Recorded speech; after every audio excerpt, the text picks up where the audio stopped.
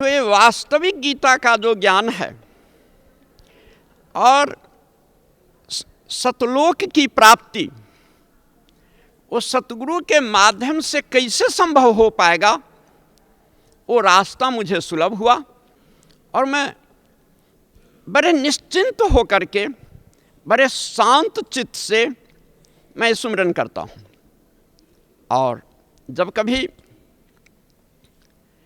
गहरी नज़र गीता में या आध्यात्मिक ज्ञान गंगा पढ़ता हूँ तो अब मुझे वर्ड बाय वर्ड समझ में आता है और मेरे कारण बहुत सारे लोग प्रभावित हो रहे हैं।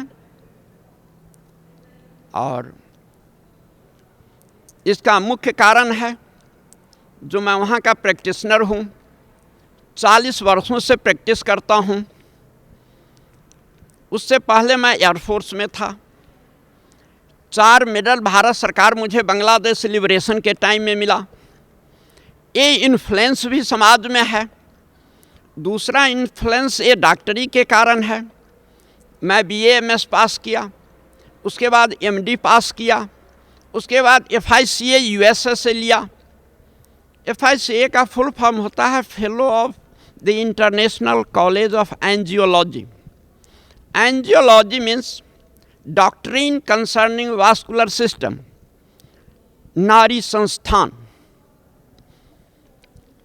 अब प्रतिष्ठा वहाँ इस तरीके की बनी हुई है जो मेरी बात पर लोग यकीन करता है।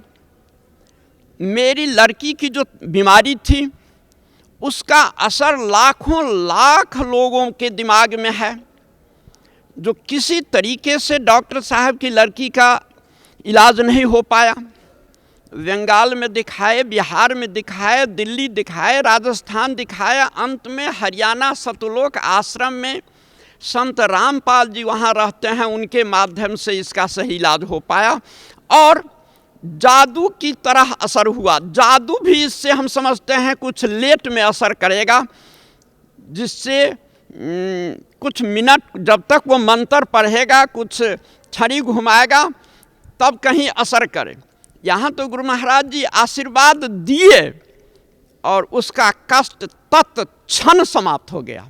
और मैं हृदय से गुरु महाराज जी को मैं कितना कितना धन्यवाद दूं।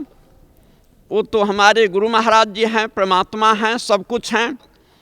और मैं और एक बात कह देना चाहता हूँ, गुरु महाराज जी लाखों लाख उनके शिष्य होंगे, लेकिन मुझे मेरा नाम भी जानते हैं और बिना प्रार्थना किए हुए मुझसे जदा कदा पूछ देते हैं जो कहो कैसा समाचार है, बेटिया का क्या समाचार है। उसके बाद अभी तक वो बहुत ठीक हाल में है।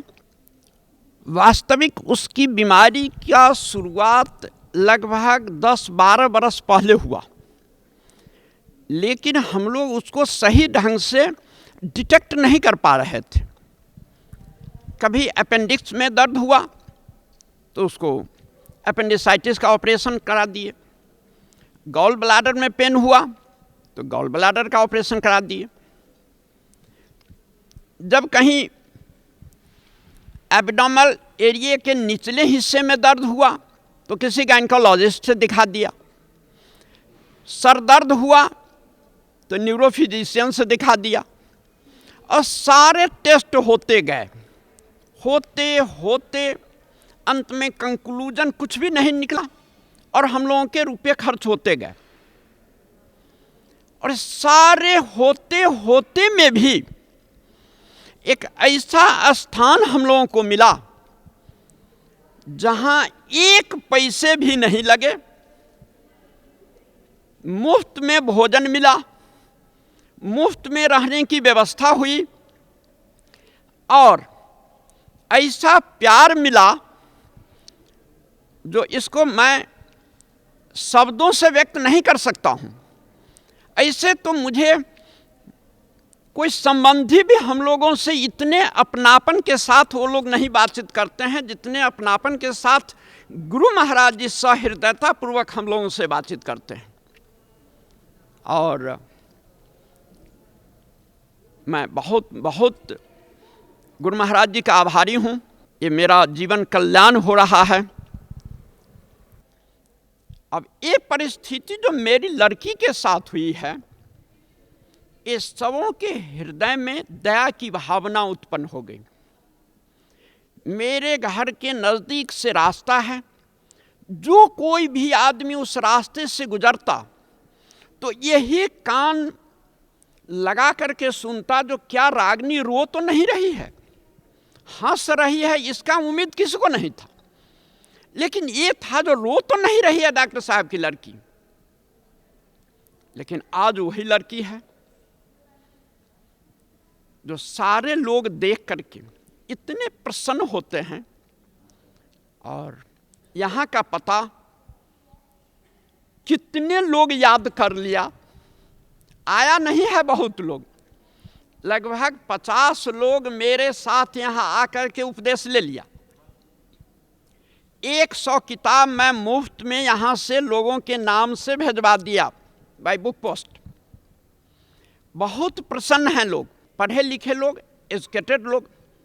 ये नहीं कह पाते हैं जो डॉक्टर साहब आप कहीं गलत जगह फंस गए।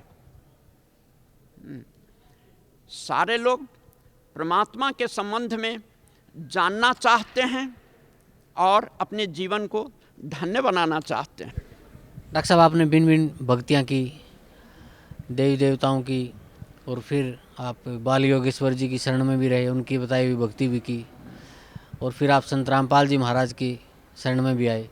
तो संत रामपाल जी महाराज से नाम उपदेश लेने के बाद आपको क्या लाभ मिला? प्रथम लाभ, मेरे मन में स्थिरता आई। दूसरा लाभ, मेरी लड़की की जो बीमारी थी, जिसका इलाज करा करके हम लोग विभिन्न जगहों से, विभिन्न डॉक्टरों से, हॉस्पिटल से, विभिन्न और भूत प्रेत के जानकारों से दिखला करके कहीं भी फायदा नहीं हुआ था। वो संत रामपाल जी महाराज की शरण में आने से तत्क्षण फायदा हुआ। और इसका जीता जागता उदाहरण मेरी लड़की मेरे बगल में है। अब उसके सेहत को देख लीजिए और उससे 2-4 बातें जो पूछनी है उस बीमारी के संबंध में आप स्वयं पूछ सकते हैं। बहन जी, क्या नाम है आपका? रागिनी। कहाँ से आए? बिहार से। आपको क्या तकलीफ थी? बहुत बड़ा बीमारी हो गया था। जो आपको पिताजी ने बताया वो सत्य है क्या? हाँ, सत्य है। तो आपकी बीमारी कैसे ठीक हुई? यहाँ संत रामपाल जी महाराज के सामने आके बहुत दया किए, इसलिए मैं ठीक हो गई। जी, धन्यवाद बहुत। डॉक्टर साहब, आपके पूज्य गुरुदेव संत रामपाल जी महाराज ने जो वेदों का, पवित्र गीता जी का जो अनुवाद किया है, और वर्तमान के कुछ संस्कृत के विद्वान ये कहते हैं कि संत रामपाल जी महाराज को संस्कृत नहीं आती, तो उसके बारे में आपका क्या कहना है? देखिए, मैं भी संस्कृत पढ़ा और गीता भी पढ़ना जानता हूँ संस्कृत में। बहुत सारे संस्कृत के ग्रंथ भी पढ़ता हूँ। संत रामपाल जी महाराज जिस ढंग से गीता का विवेचन किए हैं, शायद इस ढंग से किसी और टीकाकारों ने नहीं किया। मैं विभिन्न टीकाकारों के पुस्तक को मैं पढ़ा, लेकिन टू द पॉइंट जिस तरीके से इनका उत्तर है और इनका अनुवाद है, इस तरीके से किसी भी संस्कृत जानकारों की किताबों में नहीं है। एक श्लोक है जो सर्वधर्मान परित्यज्य मामेकं शरणं व्रज। सारे अनुवादक व्रज को आना लिखा, जो मेरी सारे धर्मों को छोड़ करके तुम मेरी शरण में आ जाओ, जबकि व्रज का माने होता है जाना। अब तो ये समझ की बात है, जो जहाँ जाने की बात है वहाँ आना प्रश्न का उत्तर मिल रहा है। तो इसी से समझा सकता है जो दूसरे लोग दूसरे श्लोक सबका भी किस तरीके का अनुवाद किया होगा, और समझदार लोग समझ जा सकते हैं। जो अनुवाद गुरु महाराज जी का है, जिस तरीके की व्याख्या गुरु महाराज जी कर रहे हैं, ये अकाट्य है, भाषा के अनुरूप है, अध्यात्म के अनुरूप है, ज्ञानियों के लिए एक बहुत अच्छा पथ प्रदर्शन भी है। भगत समाज को क्या संदेश देना चाहते हैं? मैं भगत समाज को मेरे तरफ से यही संदेश है,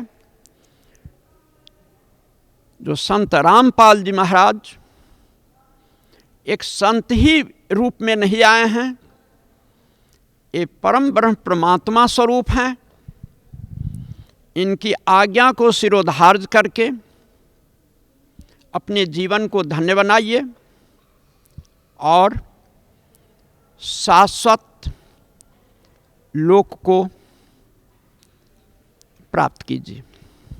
धन्यवाद आपका, बहुत बहुत डॉक्टर साहब, बहुत बहुत धन्यवाद। क्या नाम है जी आपका? मेरा नाम विद्या है। कहाँ के रहने वाले हैं? मैं वैसे खुद इंडिविजुअली बॉम्बे के रहने वाली हूँ, वैसे मेरे हस्बैंड रोहतक के हैं, तो वैसे हम सेटल गुड़गांव में रहते हैं। क्या काम करते हैं आप? मैं एक डाइटिशियन थी, अब तो मैं केवल भक्ति करना चाहती हूँ। डाइट और न्यूट्रिशन और मीडिया से भी कनेक्टेड थी मैं, और मैं अब तो केवल भक्ति ही करना चाहती हूँ। परमात्मा की भक्ति के अलावा मेरे जीवन में अब कुछ नहीं है। संत रामपाल जी महाराज की शरण में कैसे आए? एक लड़की है गुड़गांव में, कोकल नाम है उसका, तो उनके फैमिली ने कई साल 16-17 साल से उनकी मदर ने परमात्मा के शरण में नाम लिया हुआ है। तो वो गुड़गांव में मेरे फ्लैट के ऑपोजिट ही रहती थी। तो उसने बोला कि आंटी, जो ये गणेश जी और शंकर जी की आप रोज़ घंटियाँ बजाती हैं, पूजा करती हैं, ये पूजा ठीक नहीं है।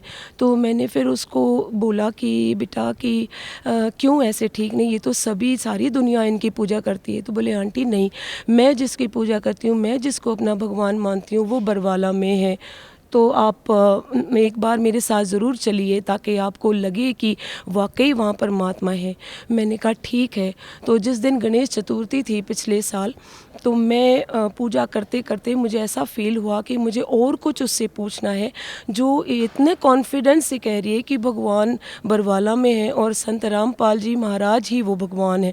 तो मैंने अपना गणेश जी को पैक करके सारा कुछ दूसरे ही दिन चतुर्थी के बाद मैंने उसको पैक करके और सारे जितने भी देवी देवताओं की किताबें थी उनको लेके नदी में बहा दिया, और मेरे हस्बैंड के साथ मैं गई और वो सब कुछ मैंने बहाया। मैंने कहा आज से मैंने ये कोई पूजा नहीं करनी है और मैंने इस लड़की के साथ बरवाला जाना है। तो मेरे हस्बैंड बोले कि क्या तुमने कुछ पढ़ा है उन संत के बारे में, संत रामपाल जी के बारे में?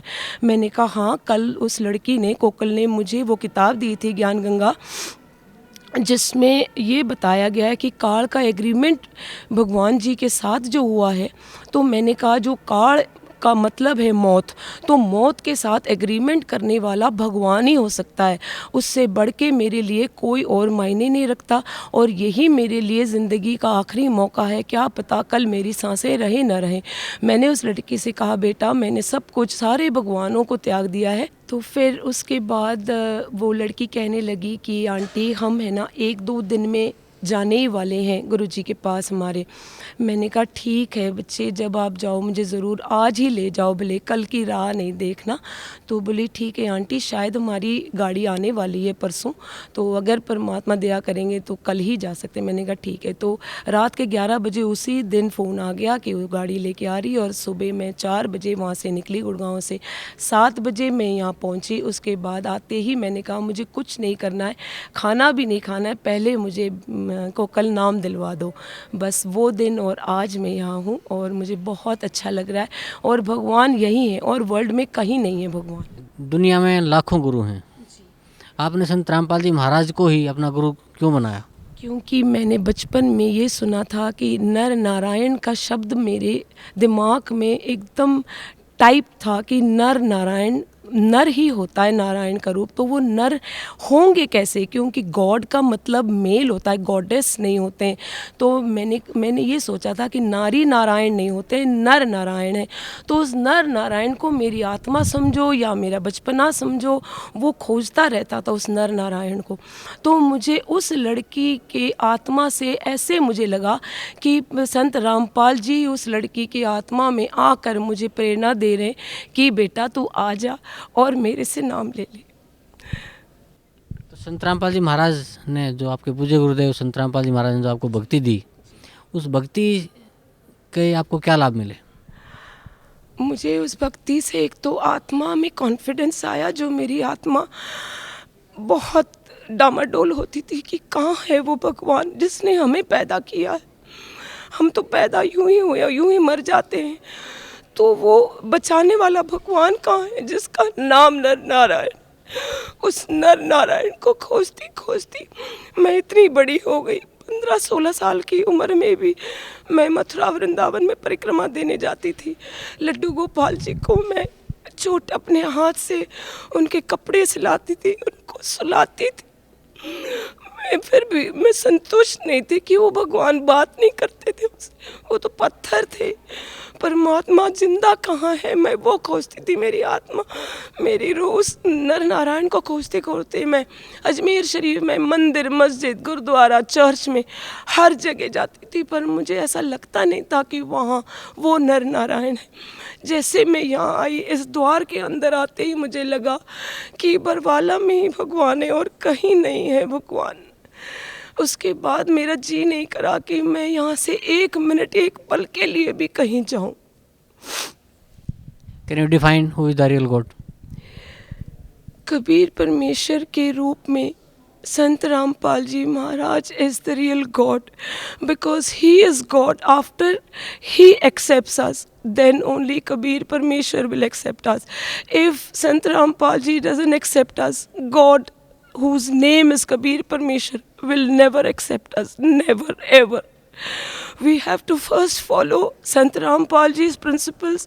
We have to be dedicated, we have to be obedient to him.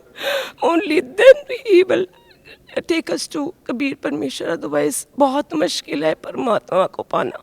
संत रामपाल जी महाराज की दया नहीं होगी तो कभी भी हमें भगवान नहीं मिल सकते, क्योंकि उन्हीं के रूप में भगवान आए और वो संत रामपाल जी ही भगवान है और कोई भगवान नहीं है इस धरती पे, वो ही भगवान है बस। But why? वाई का एक ये बहुत बड़ा क्वेश्चन आपने बताया मुझे, क्योंकि मैंने अपनी आँखों से यहाँ देखा है लोगों को मरने के बाद जिंदा हुए। अभी एक केस जो 2 ग्राम जिसमें हेमोग्लोबिन था वो मर चुकी थी। 2 ग्राम खून में कोई जिंदा नहीं रह सकता है। 2 ग्राम खून तो मौत में ही होता है, उतना तो ब्रेन में ही रहता है खून। परमात्मा ने अभी कुछ दिन पहले उस औरत को जिंदा कर दिया, मेरी आँखों के सामने था वो पेशेंट यही था और वो यहाँ से अभी ही गया है ठीक होके। परमात्मा ही जिंदा कर सकते हैं किसी मुर्दे को, और कोई नहीं कर सकता जिंदा, कोई संत नहीं कर सकता जिंदा। इस दुनिया में किसी की हिम्मत नहीं है। संत रामपाल जी महाराज से नाम उपदेश लेने के बाद आपको क्या क्या लाभ मिला? मुझे केवल भक्ति चाहिए थी, परमात्मा की सेवा चाहिए थी, मुझे दुनियादारी का कोई लाभ नहीं चाहिए। मुझे परमात्मा ने बिना नाम लिए भी सब कुछ दिया। अब मेरी कोई इच्छा बाकी नहीं है, केवल मुझे भक्ति की भीख दे परमात्मा। संत रामपाल जी महाराज जी के पास एक बेकारन बन के आई और मैं भीख ही मांगती रहूँगी, मेरी आखिरी सांसों तक मैं भीख मांगूंगी कि मुझे भक्ति और सेवा की भीख दे, जो जिससे मैं वंचित रही और जिससे मैं अपने परमात्मा से दूर रही। और मुझे ये 5 तत्व का शरीर मिला जो मिट्टी में जाएगा। मेरी आत्मा के जितने भी मेरे पिछले जन्मों के बुरे कर्म है वो परमात्मा मुझे भक्ति और सेवा से मुझे पश्चाताप और प्रायश्चित करने का मौका दे। मैं यही मांगूंगी अपनी आखिरी सांस तक मेरे परमेश्वर से। संत रामपाल जी महाराज जी परमेश्वर हैं और वो ही हैं और कोई परमेश्वर नहीं है इस धरती। तो क्या आपको लगता है कि आपके पूज्य गुरुदेव संत रामपाल जी महाराज ने जो नाम उपदेश आपको दिया है उसी नाम के आधार से और संत रामपाल जी महाराज के आशीर्वाद से आप मुक्ति प्राप्त कर लेंगे। बिल्कुल, इसमें कोई दो राय नहीं है। कोई बहका नहीं सकता मुझे, और कोई मुझे कहीं भी और रास्ता और जगह, सब दरवाजे गलत हैं। हर जो भी संत जिसके लिए आप पूछ रहे हैं सवाल, इंटरव्यू, कोई भी संत जो आजकल जो बैठे हुए हैं, जो ये निरंकारी है या धन धन सतगुरु है, और ये श्री श्री रविशंकर और ये कुमार स्वामी, जितने भी ओरिएंटल पीसेस हैं, ये बिल्कुल सब गलत हैं। परमात्मा साक्षात आए हुए हैं और वो ही हमें मुक्ति दिलाएंगे, और वो ही सब कुछ हैं, हमारे मालिक हैं, वो सारे जहान के मालिक हैं, वो उतर आए हैं। सब इंसानों को उनको पहचान लेना चाहिए। पूरा वर्ल्ड यहाँ पे चरण में उनके आए और अपने पापों को धोए। मैं तो यही प्रार्थना करूंगी सबसे। धन्यवाद आपका, बहुत बहुत धन्यवाद। बंदी छोड़ सतगुरु रामपाल जी महाराज जी की जय। सत्साय परमेश्वर। दर्शकों, तो आइए प्रोग्राम को आगे बढ़ाते हैं और जानते हैं जगत गुरु तत्वदर्शी संत रामपाल जी महाराज जी के विचार। डॉक्टर जाकिर नाइक जी द्वारा लिखी गई एक पुस्तक इस्लाम और हिंदू धर्म में समानताएं, इसका नाम है। इसमें दिखाते हैं, ये पुस्तक इनकी वीडियो कैसेट से डिटो कॉपी की गई है। इसके बाद आपको दिखाएंगे उनकी वीडियो, और उसके बाद हम आपको भविष्य पुराण दिखाएंगे। ये देखिएगा पुस्तक डॉक्टर जाकिर नाइक की, इस्लाम और हिंदू धर्म में समानताएं।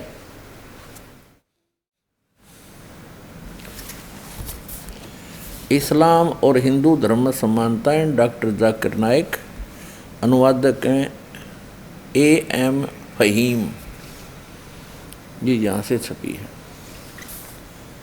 और ये इसका पूरा डिटेल है। कॉपीराइट 2008 ऐसे।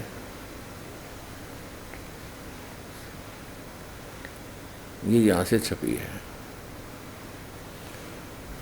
2012 का संस्करण है, लेटेस्ट। प्रकाशक हैं A.M. फहीम अल हसनात बुक्स प्राइवेट लिमिटेड। ये इतने।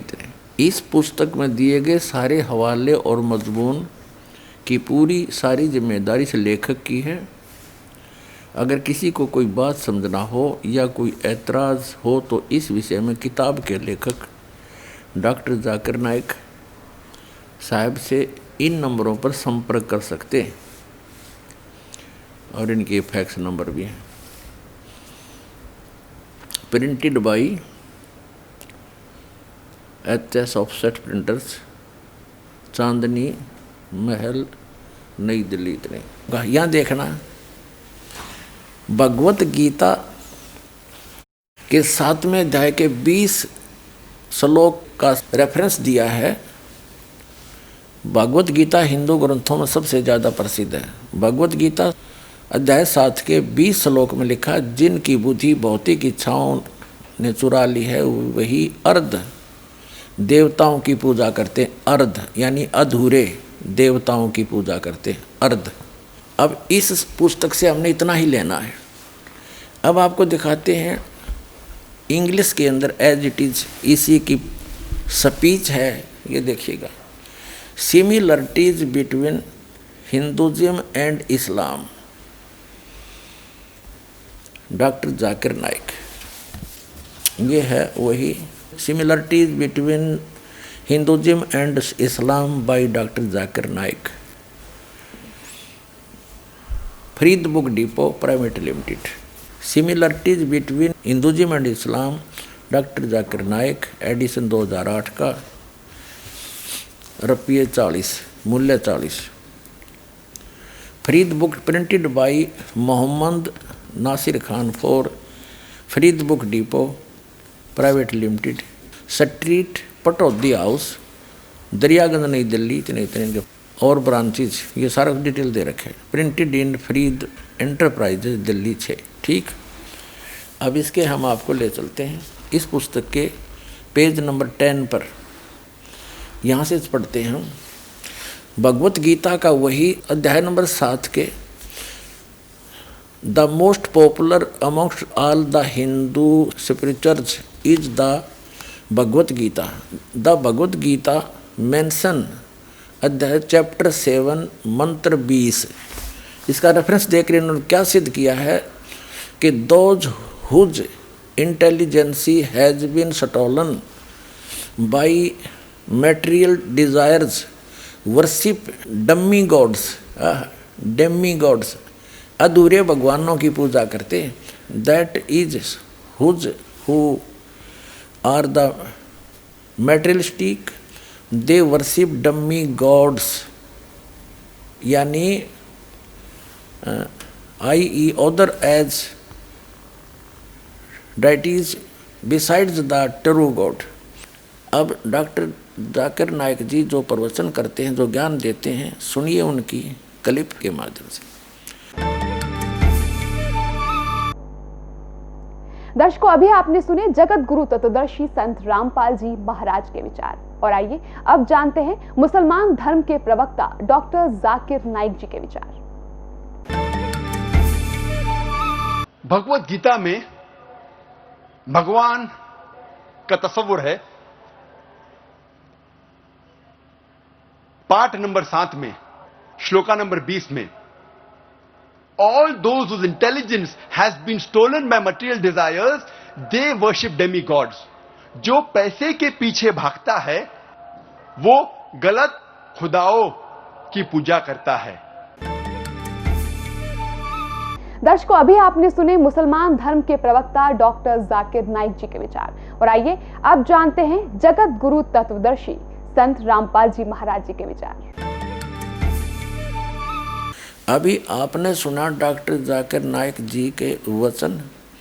अब ये कहने का भाव ये है कि कुछ तो हिंदू सच्चे भगवान यानी ब्रह्म की पूजा जो एक मानते हैं उसकी करते हैं, और अधिकतर यानी जो हिंदू हैं वो डम्मी गॉड, अधूरे अर्ध गॉड यानी इनकम्प्लीट गॉड की भक्ति करते हैं। डॉक्टर जाकिर नाइक जी का कहना है कि मुसलमान तो कंप्लीट गॉड की भक्ति करते हैं। जिसने कुरान शरीफ का ज्ञान बोला उसको ये कंप्लीट गॉड मानते हैं, और अन्य को जो हिंदुओं को कह रहे हैं कि अधिकतर हिंदू डम्मी गॉड की भक्ति करते हैं, यानी अधूरे भगवान की, अधूरे अल्लाह की। और पुण्यात्माओं, सूरत फुरकान चैप्टर नंबर 25 और आयत नंबर 52 से लेकर 59 में कुरान शरीफ का ज्ञानदाता कहता है कि वो अल्लाहु अकबर वो है जिसने 6 दिन में सृष्टि रची और 7वें दिन तख्त पर जा विराजा। उसकी खबर किसी बाखबर से पूछ लो, यानी कुरान शरीफ का ज्ञानदाता भी उस कंप्लीट गॉड के बारे में जानकारी नहीं रखता, उसकी भक्ति विधि उसको पता ही नहीं, वो तुम्हें बताएगा क्या। तो इससे सिद्ध होगा कि कुरान शरीफ का ज्ञानदाता भी डम्मी गॉड है, कंप्लीट गॉड नहीं है। यह भूल लग रही है आपके। आओ इस दास के पास हो, कंप्लीट गॉड की complete spiritual way of worship और कंप्लीट स्पिरिचुअल नॉलेज। आपका भी उद्धार, आपके बच्चों का भी उद्धार, सारे पूरे विश्व का उद्धार हो जाएगा। डॉक्टर जाकिर नाइक मुसलमान की झूठ नंबर 1 यानी गलती नंबर 1 ये कहते हैं कि हम एक सुप्रीम गॉड यानी अल्लाह ताला, अल्लाहु अकबर, उस बड़े अल्लाह की पूजा करते हैं। और वो किसको मानते हैं अपना अल्लाह ताला? जिसने कुरान शरीफ का ज्ञान दिया। और कुरान शरीफ का ज्ञानदाता कहता है सूरत फुरकान 25 में आयत नंबर 52 से 59 में स्पष्ट कर देता है कि जिसने 6 दिन में सृष्टि रची, 7वें दिन तख्त पर जा बैठा, वो पूर्ण परमात्मा है। और उसकी खबर किसी बाखबर से पूछ लो। तो कुरान शरीफ का ज्ञानदाता कंप्लीट गॉड नहीं है, अल्लाह ताला नहीं है। वो तो उसकी जानकारी भी नहीं रखता, वो तो उसकी जानकारी किसी अन्य बाखबर यानी तत्वदर्शी संत से पूछने की कह रहा है। वो तत्वदर्शी संत ये दास है। डॉक्टर जाकिर नाइक जी ने वायदा किया है कि जो मुझे गलत सिद्ध कर देगा तो मैं अपने आप को बदल लूँगा। मैं चैलेंज करता हूँ, मुझे कोई गलत सिद्ध करके दिखाओ, मैं अपना धर्म बदल लूँगा। अब डॉक्टर जाकिर नाइक जी जो प्रवचन करते हैं, जो ज्ञान देते हैं, सुनिए उनकी क्लिप के माध्यम से। दर्शकों, अभी आपने सुने जगत गुरु तत्वदर्शी संत रामपाल जी महाराज के विचार। और आइए अब जानते हैं मुसलमान धर्म के प्रवक्ता डॉक्टर जाकिर नाइक जी के विचार। मान लो आप लोग कबूल करते हैं कि कॉमन सिविल कोड होना चाहिए। आपने क्या कहा कि सारे धर्मों की अच्छी बात को लेना चाहिए। बिल्कुल सही। मेरा पहला सवाल, आप इस्लाम में एक चीज बताओ जो इंसानियत के खिलाफ है तो हम निकाल देंगे उसको। आपका ये कहना बिल्कुल सही है कि बाकी मज़ाहिब की अच्छी चीज़ें जो है, मिसाल के तौर पे मैंने तकरीर की similarities between Hinduism and Islam, तो जो अच्छी चीज़ें हिंदुइज्म की मैं ले चुका हूँ। Similarities between Christianity and Islam, जो अच्छी चीज़ें इस आयत में ले चुका हूँ। मैं ये पूछना चाहता आपसे, एक चीज़ जो इस्लाम में खराबी है वो तो बताओ मुझे, तो उसको निकालेंगे ना। लेकिन मंच के ऊपर जब डिबेट होएगा इंशाल्लाह मैं आऊँगा इंशाल्लाह। हाँ, मंच पे जब डिबेट होएगा कि हम क्या करेंगे, हर मज़हब की अच्छी चीज़ लेंगे। तो मैं ये चाहता हूँ कि इस्लाम की तरफ से उस मंच पे, उस स्टेज पे इंशाल्लाह मैं आऊँगा। ये चैलेंज है। कोई भी शख्स हिंदुस्तान में हो, मिनिस्टर हों दो, कोई भी स्वामी हों दो, कोई भी शंकराचार्य हों दो, इंशाल्लाह मैं तालिब इल्म हूँ इस्लाम और दीगर मज़हब का। मैं तस्लीम करता हूँ कि डिबेट होना चाहिए, हक बात जो निकली, लेकिन उसके ऊपर अमल भी होना चाहिए। हक बात जो सबसे बेहतरीन है इंसानियत के लिए, उसके ऊपर अमल होना चाहिए। इसलिए जो आखिरी किताब जो अल्लाह सुब्हानहू व तआला नाजिल की कुरान शरीफ, वो इंसानियत के लिए सबसे बेहतरीन किताब है, उसके ऊपर अमल होना ही चाहिए। मैं आपको सलाम करता हूँ। मैं हिंदू के घर की हूँ। मेरा आदमी मुसलमान है, मोहम्मद हामिद कुरैशी। मैं ये सवाल पूछता हूँ, जे पुरखों से ये जात भेद का चल रहा है, तो हिंदू मुसलमान आप बोलते हो जो हिंदू मुसलमान अलग अलग नहीं है, एक है। ये बात है, उसका सलामी दिया जाता है। जो मुस्लिम बच्चा होता है उसको मुस्लिम सलामी दे देता है, जब भी उसका कान में नमाज दिया जाता है। और जब भी हिंदू का बच्चा होता है उसका नाम पे नाम दिया जाता है, कृष्ण नाम दिया जाता है या राम नाम दिया जाता है, जो भी दिया जाता है।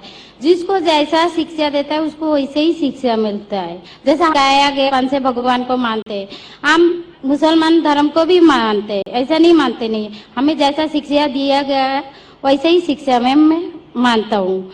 मगर आप बोलते हो जो मुसलमान ही होएगा, हिंदू नहीं हो सकता है, ऐसा कैसे बोल सकते हो? तो पुरखों इतनी बुजुर्ग लोग थे, इतनी जानते हैं, तो आप आपके साथ तो बहस लड़ नहीं सकते। आप बहुत जानते हो, तो मैं कुछ भी नहीं जानता हूँ। हमारे बाप दादा इन्होंने देख हिंदू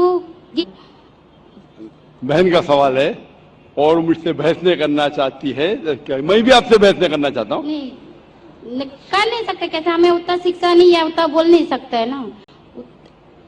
बहन का सवाल है कि मैं कहता हूँ कि हिंदू मुस्लिम एक है, लेकिन जो हिंदू खानदान में पैदा होता है, उस हिंदू खानदान में पैदा होता है, मुस्लिम की शिक्षा दी जाती, तो ये कैसा कह सकते हैं कि मुस्लिम सही और हिंदू गलत? ये क्या बहन में होती है? चार होता है। माशाअल्लाह। तो ये मत कहो कि आपको शिक्षा नहीं है। अगर गांव से कोई आती है लड़की और कहती है कि मेरे वालिद ने मुझे सिखाया 2 + 2 = 5, तो आप क्या कहेंगे उससे? 4 होएगा 5 4 होएगा 5 कैसे होगा? तेरे वालिद को मैथमेटिक्स नहीं आती थी? नहीं, मेरे वालिद ने तो सिखाया। उन्हें कहेंगी अच्छा ठीक है, 2 + 2 4 भी, 2 + 2 5 भी। ये कहना गलत है। दोनों में से तहकीक करने पड़ेगा, कौन सा सही है उसके ऊपर अमल करे। नहीं आती हूँ किसे मुस्लिम भी सही, 2 = आप जो नहीं जानते 2 + 2 4 है, वो कहते 5 है। तो क्योंकि खुदा ने आपको इल्म दिया, अकल दिए, आपका फर्ज है कि आप उनसे कहे बहन जी 2 + 2 5 नहीं, 2 + 2 4 है। फिर वो कहेंगे अच्छा दोनों सही है, तो आप बोलेंगे नहीं दोनों सही नहीं, दो थे। उसी तरीके से अगर किसी के वालिदैन ने उसे गलत सिखाया क्या बुत परस्ती करना, जब हिंदू मजहबी किताब में कहा गया है कि बुत परस्ती गलत है, तो जिसके पास इल्म है, मैं तालिब इल्म हूं, मैं एक स्टूडेंट हूं इस्लाम एंड कंपैरेटिव रिलीजन का, तो मुझे जब इल्म है मैं जरूर कहूंगा जो लोग से जो गलत कह रहे हैं फॉलो करो। मेरे हिंदू मजहब के, क्रिश्चियन मजहब के, ईसाई मजहब से, उसे कहते हैं डायलॉग। मैं स्टूडेंट, वो पीएचडी डॉक्टर, मैं उनसे डिस्कशन करता हूं, डायलॉग करता हूं, डिबेट करता हूं। अगर मुझे गलत साबित करो, मैं बदलने को तैयार हूं। आप मुझे साबित करो, चैलेंज। दर्शकों, अभी आपने सुने मुसलमान धर्म के प्रवक्ता डॉक्टर जाकिर नाइक जी के विचार, और आइए अब जानते हैं जगत गुरु तत्वदर्शी संत रामपाल जी महाराज जी के विचार।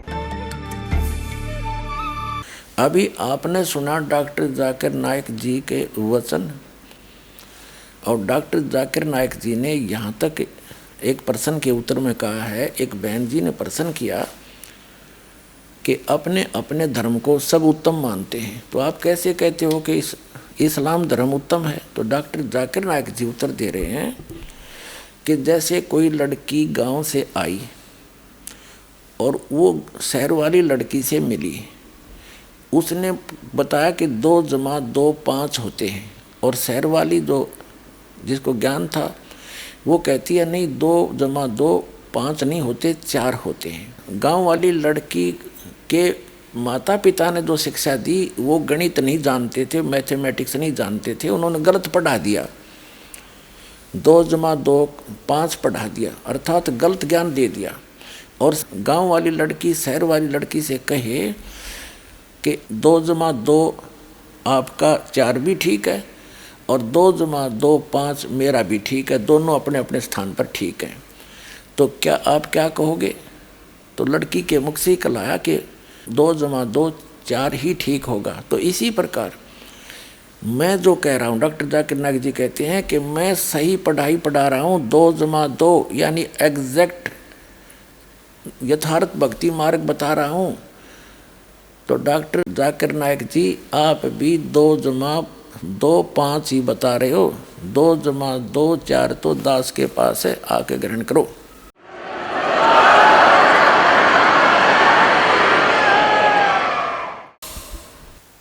मुसलमान धर्म का प्रवक्ता, उसका शुभ नाम है डॉक्टर जाकिर नाइक।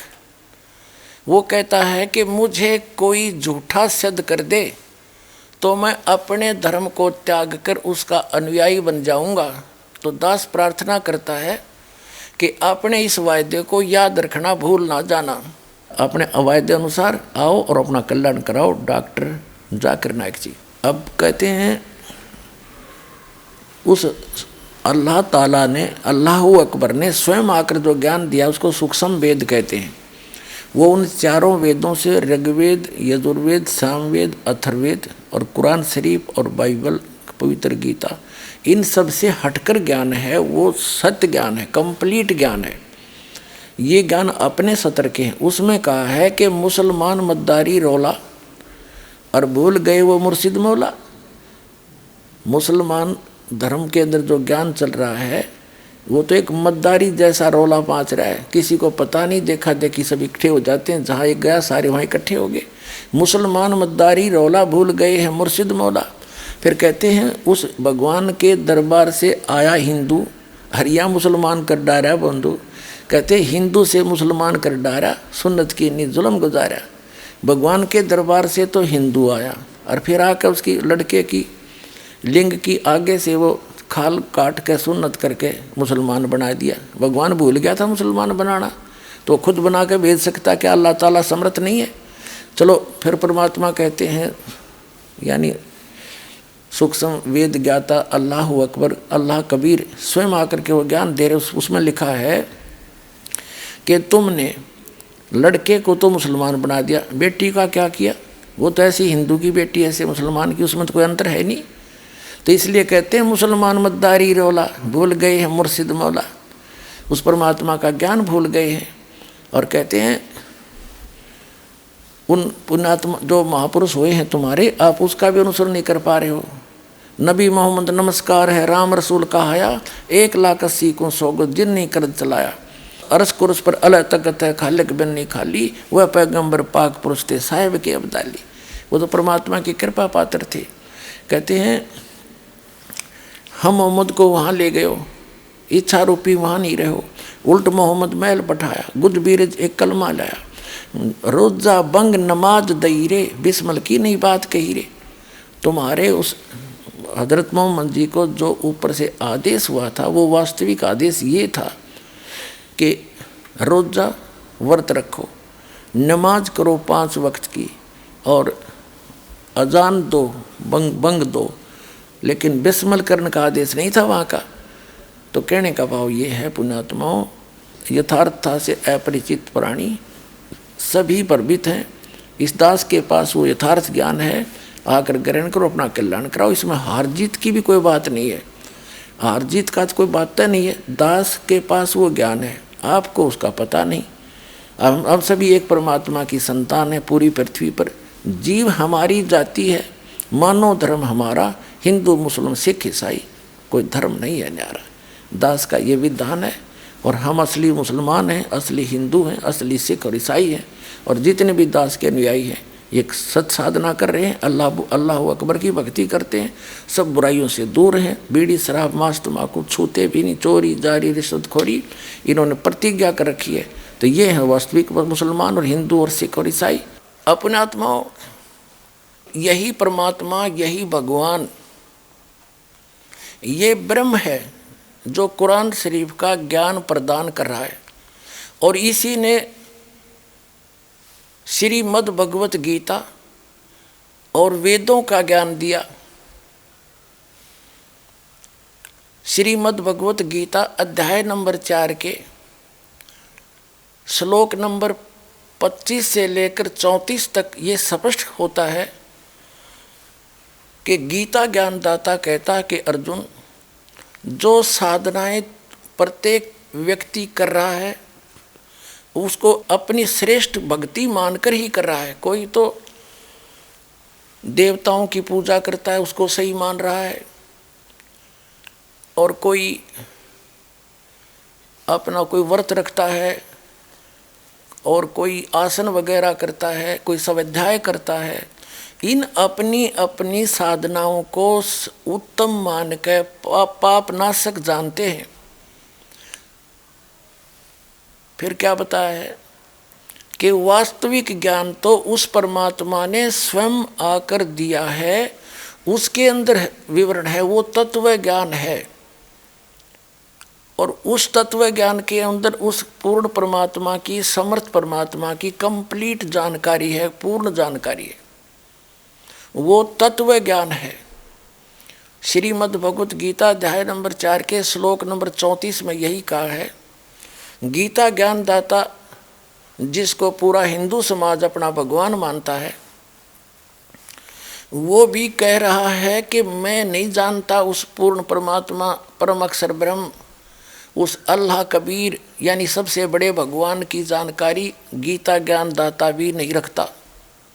उसने भी ऑप्शन छोड़ दिया है कि उस तत्वदर्शी संत की खोज कर जो तत्व ज्ञान को जानता हो। तो वो तत्वदर्शी संत पुण्यात्माओं ये दास है, और इस दास के पास वो कंप्लीट ज्ञान है। ये देखिएगा श्रीमद् भगवत गीता, श्रीमद् भगवत गीता, गीता प्रेस गोरखपुर से प्रकाशित है। इसके अनुवाद करता है जय दयाल गोविंद का। ये है श्रीमद् भगवत गीता अध्याय नंबर 4 और श्लोक नंबर 25 से हम पढ़ना शुरू करेंगे। यहाँ क्या कहा कि दूसरे यानी कुछ अन्य योगी जन देवताओं की पूजन रूप यज्ञ का ही भली भांति अनुष्ठान किया करते हैं। अन्य परब्रह्म परमात्मा ये ब्रह्म अग्नि है, ब्रह्म अग्नि में ही अभेद रूप दर्शन यज्ञ के द्वारा ही आत्म रूप यज्ञ का हवन किया करते हैं। अन्य योगीजन यानी साधक श्रोत्र आदि समस्त इंद्रियों को संयम रूप अग्नि में हवन किया करते हैं। दूसरे योगीजन शब्द आदि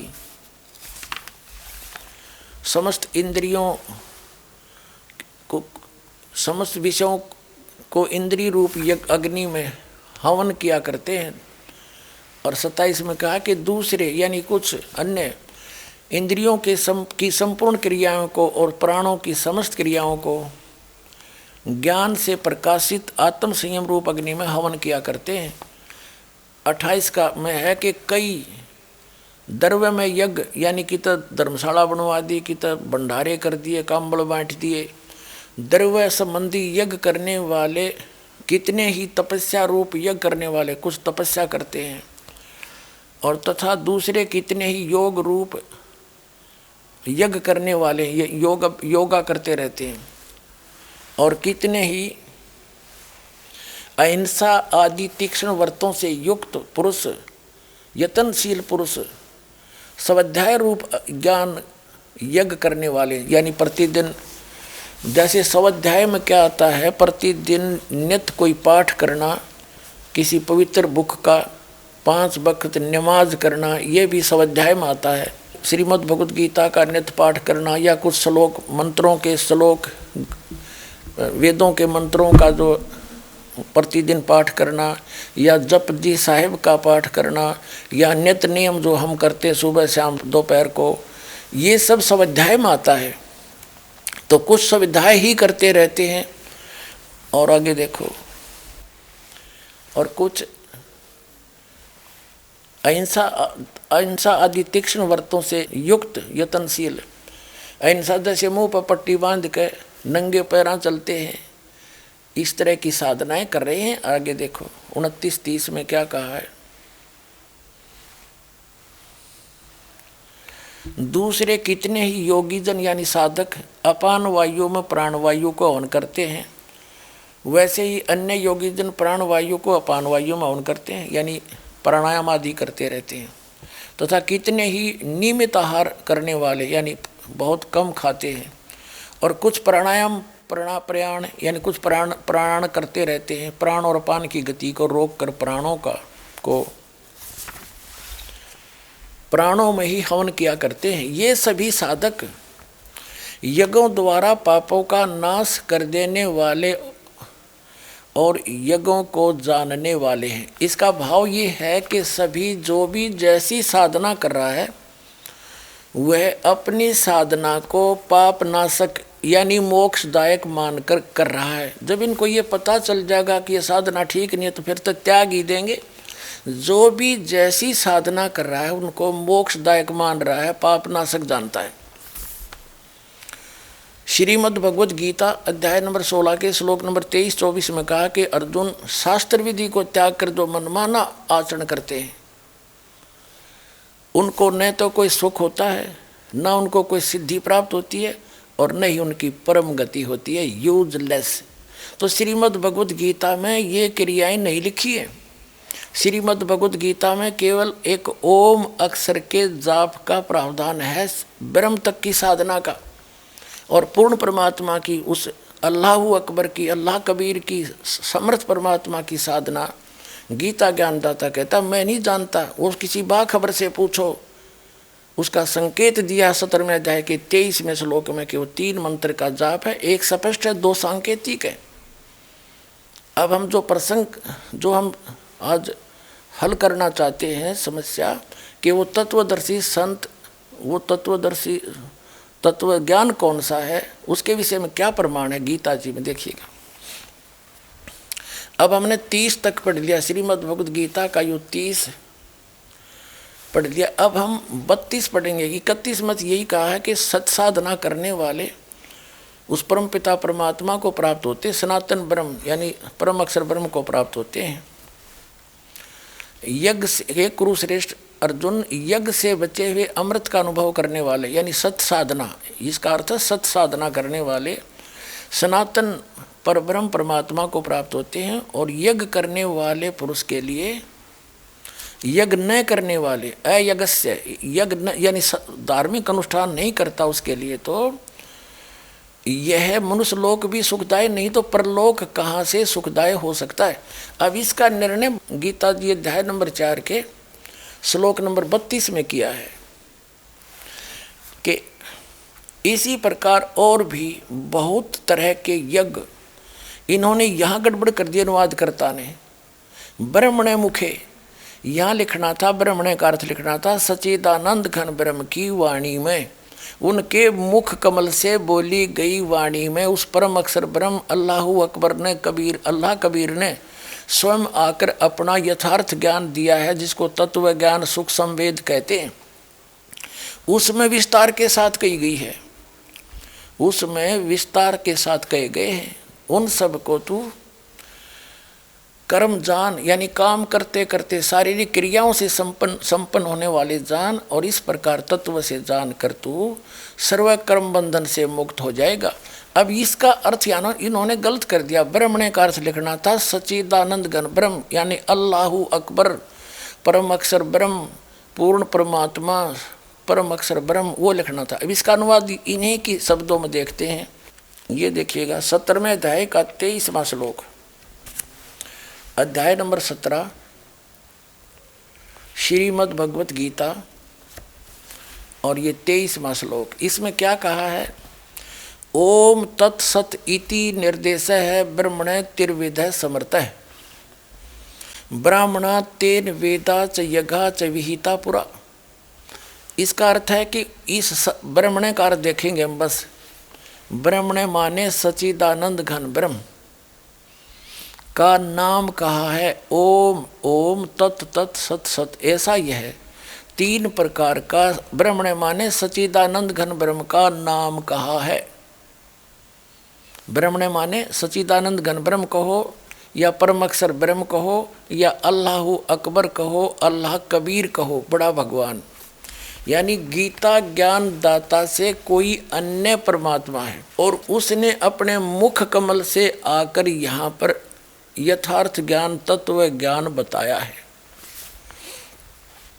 वो है तत्व ज्ञान, और वो मिले कहाँ? अब फिर आते हैं हम, ये देखिएगा। अब आगे हम अध्याय नंबर 4 के श्लोक नंबर 32 में पुनः एवं बहुविधा यज्ञा वितता ब्रह्मणे मुखे कर्मजान विधितान सर्वान एवं ज्ञात्वा विमोक्षयसे। 32 में यहाँ कहा है इस प्रकार और भी बहुत तरह के यज्ञ, यहाँ लिखना था सच्चिदानंद घन ब्रह्म की वाणी में, वेद की वाणी में नहीं, सच्चिदानंद घन ब्रह्म की वाणी में विस्तार से कहे गए हैं। उन सब को तू कर्म जान, शारीरिक क्रियाओं से काम करते करते सिद्ध होते हैं वो, ऐसी साधना उसके अंदर। कर्म जान विधि जान, इस प्रकार तत्व से जानकर उनके अनुष्ठान द्वारा कर्म बंधन से सर्वथा मुक्त हो जाएगा। यानी इस सच्चिदानंद घन ब्रह्म ने जो अपने मुख कमल से आकर वाणी बोली है, उसको समझने के बाद वो तत्व ज्ञान है, उसके बाद तो सर्व कर्म बंधन से मुक्त हो जाएगा। अब इसके बारे में कहा कि उस ज्ञान को जो सच्चिदानंद घन ब्रह्म अल्लाहु अकबर अल्लाह कबीर ने, उस बड़े भगवान ने, समर्थ परमात्मा ने अपने मुख कमल से आकर बोला है यहाँ पर, वो तत्व ज्ञान है। उस तत्व ज्ञान को तू तत्वदर्शी संतों के पास जाकर समझ बाखबर से। इससे सिद्ध है, ये देखो, ये 4था अध्याय श्रीमद् भगवत गीता और 34वां अध्याय। उस ज्ञान को 32 में आपने पढ़ा। अब देखो, अब ये सोचेंगे कि 33वां छोड़ दिया, शायद उसमें कोई गड़बड़ होगी। ले दिखाता हूँ। अब पहले 33वां दिखाते हैं। इसका अर्थ यहाँ पर है, इसके ऊपर ही है। हे परंतम अर्जुन, द्रव्य में यज्ञ की अपेक्षा ज्ञान यज्ञ श्रेष्ठ है, और यावन मात्र यानी संपूर्ण कर्म ज्ञान में समाप्त हो जाते हैं। इसका अब यहाँ नीचे 34वां है, उस तत्व ज्ञान को। इसका अर्थ क्या है, ये सिंपल में समझाएगा दास। इसका भाव ये है कहने का, गीता अध्याय नंबर 4 के श्लोक नंबर 33 में ये स्पष्ट है कि द्रव्य में यज्ञ की अपेक्षा ज्ञान यज्ञ श्रेष्ठ है। यानी द्रव्य में यज्ञ क्या है, जैसे कई मंदिर बनवा दिया, कितने कोई कंबल बांट दिए, गंगा के किनारे भंडारा कर दिया, कहते हैं ये द्रव्य में यज्ञ आँख मींच के और बगैर जाने बूझे ये धर्म किए हुए दान किया हुआ यज्ञ, ज्ञान यज्ञ, दान यज्ञ जो है ये व्यर्थ है। द्रव्य में यज्ञ यानी ये दान यज्ञ है, धर्म यज्ञ बोलते हैं। और ज्ञान यज्ञ है ये तत्व ज्ञान। तत्व ज्ञान श्रेष्ठ है, यानी पहले तत्व ज्ञान को समझो, तत्वदर्शी संत की खोज करो, उसके बाद उसके बताए अनुसार साधना करने में सफलता मिलेगी।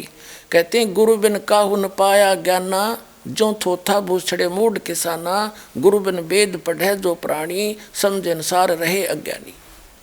गुरु बिन माला फेरते, गुरु बिन देते दान, गुरु बिन दोनों निष्फल है, चाहे पूछो वेद पुराण। गीता जी में स्पष्ट किया है कि कुपात्र को दिया हुआ दान भी हानि के करता है लाभ के स्थान पर। इसका ये अर्थ है। अब चौथे अध्याय के 34वें श्लोक में कहा है कि जो तत्व ज्ञान उस सच्चिदानंद घन ब्रह्म ने, अल्लाहु अकबर, अल्लाह कबीर ने, बड़े भगवान ने, समर्थ परमात्मा ने स्वयं आकर अपने मुख कमल से बोला है,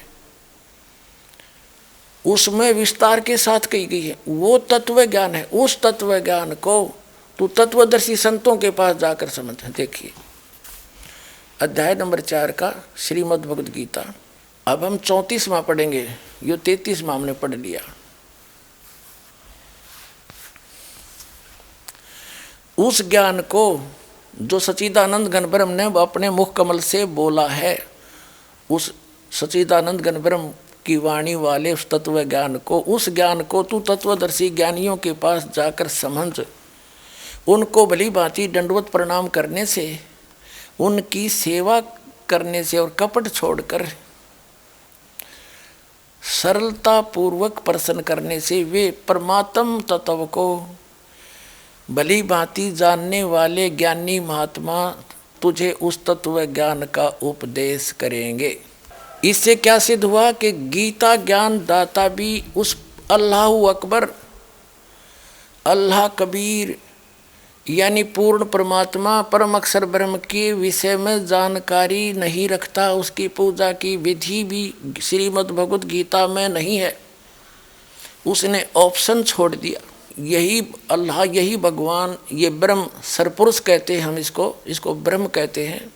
इसी ने पवित्र कुरान शरीफ का ज्ञान बोला है और वो भी स्पष्ट कर रहा है कि हे हजरत मोहम्मद, मैं उस अल्लाहु अकबर, उस अल्लाह कबीर के बारे में जानकारी नहीं रखता जिसने 6 दिन में सृष्टि रची, 7वें दिन तख्त पर जा बैठा, वो है अल्लाहु अकबर। उसकी जानकारी किसी बाखबर से पूछ लो। इससे सिद्ध है कि कुरान शरीफ का ज्ञानदाता भी अल्पज्ञ है, उस परमात्मा के बारे में नहीं जानता है, और गीता ज्ञानदाता और कुरान शरीफ का ज्ञानदाता भी उस अल्लाहु अकबर से अपरिचित है। तो इससे सिद्ध है कि ना तो गीता ज्ञानदाता वो समर्थ परमात्मा है, एक जिसको हम कुल का मालिक कहते हैं, जो केवल पूज्य है, और न ही कुरान शरीफ का ज्ञानदाता उस परमात्मा से परिचित है, अल्लाहु अकबर से। इससे सिद्ध है कि हिंदू धर्म और मुसलमान धर्म के श्रद्धालु उस समर्थ की पूजा नहीं कर रहे जिसकी करनी चाहिए, ये भी भ्रम के अंदर है। इति सिद्धम। इस दास ने एक शब्द कहा था कि वेदों का ज्ञानदाता भी वही है जो कुरान शरीफ का ज्ञानदाता है, कुरान मजीद का ज्ञानदाता है, और श्रीमद् भगवद गीता का ज्ञानदाता भी वही है, और वेदों का ज्ञानदाता भी वही है। अब ये प्रमाण करते हैं। यजुर्वेद देखिएगा, यजुर्वेद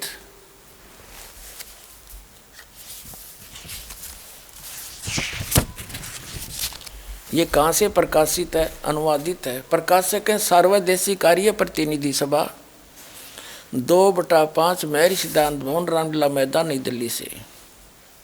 महर्षि दानंद सरस्वती द्वारा इसका अनुवाद है, तजुर्मा है। मुद्रक है Prince offset printers, 1510 Pataudi house, Daryaganj, New Delhi से। ये देखिएगा, ये 40वां अध्याय है, 44वां अध्याय, 40वां। और यजुर्वेद भाष्यम,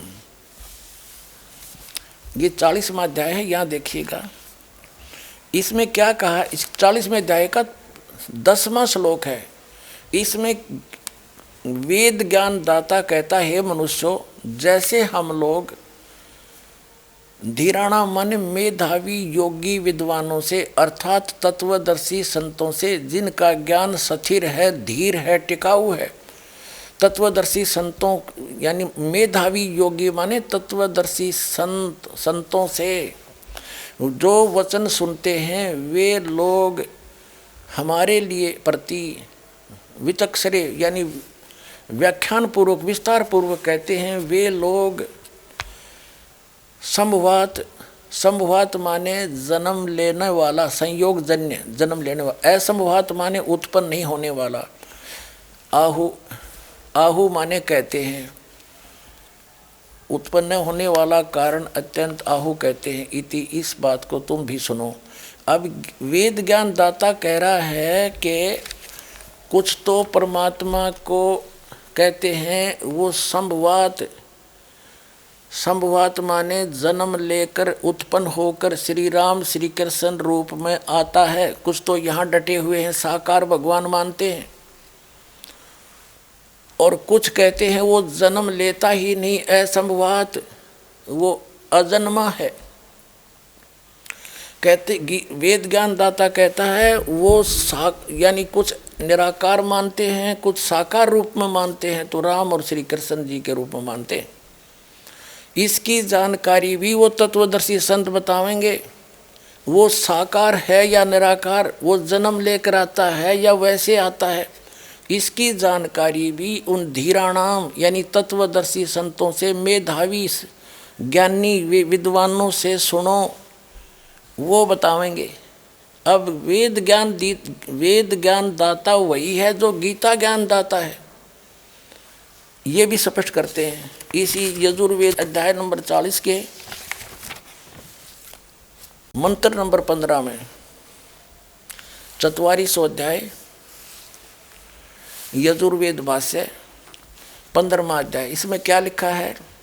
वायु अनिलम अमृतम अथिदम भस्मांतम शरीरम ओम कर्तो समर किलवे समर कर्तोम समर।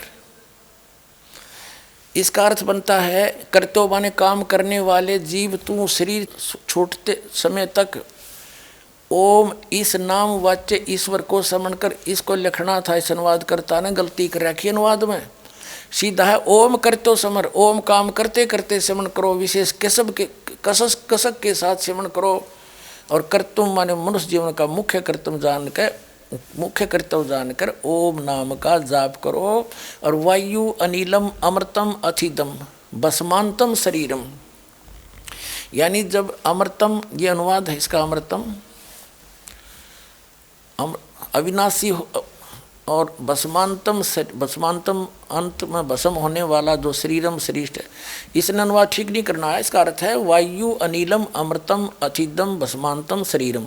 जब आपका शरीर छूटेगा, भस्म होगा, अंत होगा, उस समय आपके उसको इतनी अमृतव प्राप्त होगा, इस ओम के नाम से जो मिलता है उतनी गति आपकी हो जाएगी। और ओम नाम का जाप करो। अब वेद ज्ञान दाता, ये यजुर्वेद का 40वां अध्याय अंतिम अध्याय है और इसके अंतिम मंत्र चल रहे हैं। निष्कर्ष है ये पूरे यजुर्वेद का। यहाँ तो इसने वेद ज्ञान दाता ने बता दिया कि मेरा ओम नाम है, इस ओम नाम का जाप करेगा तो ओम नाम से मिलने वाला जितना जो अमृतव है इससे प्राप्त होगा। अब उसके बाद 17वें मंत्र में स्पष्ट कर दिया है कि वो पूर्ण परमात्मा अल्लाहु अकबर तो गुप्त है, प्रोक्ष है। उसकी जानकारी ना वेद में है, ना गीता में है, ना कुरान के अंदर है। इन्होंने स्पष्ट कर दिया उसकी जानकारी जो प्रोक्ष है, उसकी जानकारी तत्वदर्शी संत बाखबर जानते हैं। ना वो पवित्र कुरान शरीफ के अंदर है, ना पवित्र श्रीमद् भगवद गीता में, ना पवित्र वेद में। अब देखो ये 44 से 40वां अध्याय है और इसका 17वां मंत्र 15वां हमने वहाँ पढ़ लिया। इसमें क्या लिखा है? ये अनुवाद देखो इस अनुवादकर्ता का। हे मनुष्यों, जिस ज्योति स्वरूप रक्षक मुझ से अविनाशी यथार्थ कारण के आच्छादित मुख के तुल्य उत्तम अंग का प्रकाश किया जाता है, जो वह प्राण व सूर्य मंडल में पूर्ण परमात्मा है, यानी वेद ज्ञान दाता से अन्य है वो पूर्ण परमात्मा अल्लाहु अकबर। वह प्रोक्ष, वो तो गुप्त है, और अहम, मैं वेद ज्ञान दाता में, खम ब्रह्म और ओम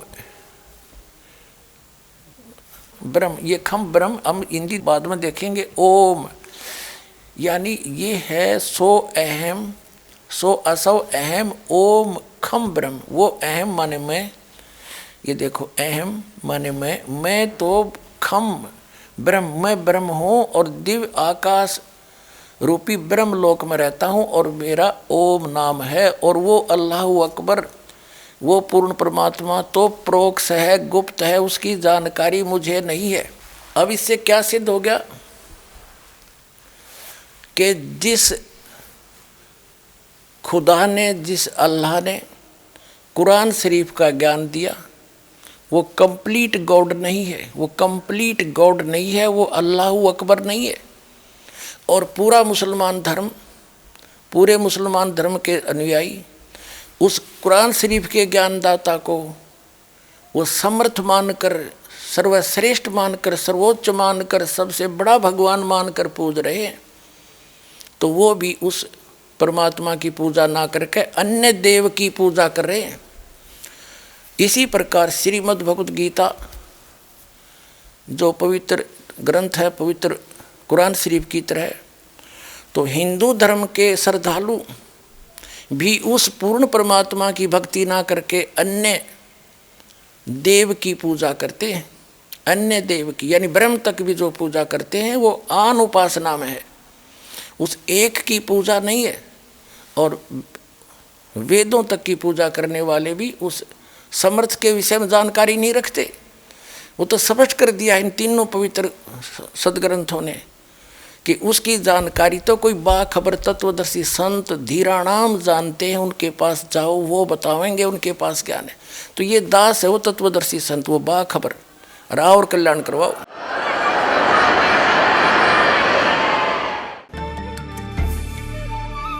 दर्शकों, आइए अब जानते हैं उन श्रद्धालुओं के अनुभव जो जगत गुरु तत्वदर्शी संत रामपाल जी महाराज जी से दीक्षा प्राप्त कर चुके हैं तथा उनके द्वारा बताए गए भक्ति मार्ग पर चल रहे हैं।